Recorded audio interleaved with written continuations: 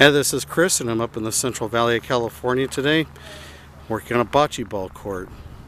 It's at a top quality winery. Who it is isn't really relevant. They do produce amazing award-winning wines. I guess everybody wins an award in the winery business. These people win more awards than just about anybody, at least as an independent small operator. I mean, phenomenal collection of awards.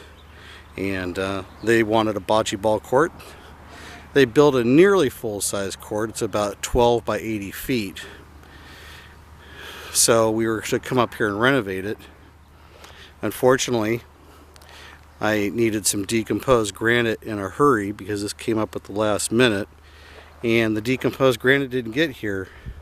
I ordered about 8 tons of 1/4-inch gold DG to come over from Clovis Stone.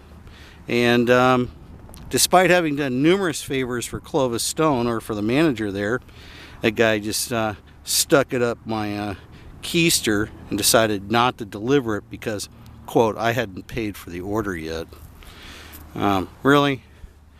$600 or $700 worth of DG couldn't be dropped off at my job site despite all the favors I've done for that idiot.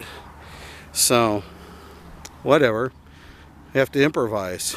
I did have a little more than 1 ton of oyster shell with me, and since there's a function tonight, can't have the party go on and have a bad bocce ball court. But this addresses another thing. Many people continuously confuse that the oyster shell is to be the only material on the surface. That's not the case. And that's the purpose of the video, is to explain not only getting screwed for my DG from Clovis Stone, but that the bocce ball court surface is a composition of oyster shell, oyster flour, and crushed stone fines or decomposed granite. If you were just to put out the oyster shell, I'll give you that, it does look really cool, especially when it's been washed off. But it plays really slow. And I hear this many times. I hear, well, we put in an oyster shell surface on our bocce court and it plays really slow. Well, no kidding. I mean, look how the stuff is really spongy. And that's part of the benefit of mixing it in with the DG, is that it makes it easy to pull the surface up, rake it back out, and put it down, as opposed to a clay surface. So I'm going to take a couple of the bocce balls here and show just how slow or short distance they travel to illustrate that. There you got a green one. Yeah, on a really good surface, that thing probably go another 10-15 feet further, no problem, and it would have stayed true.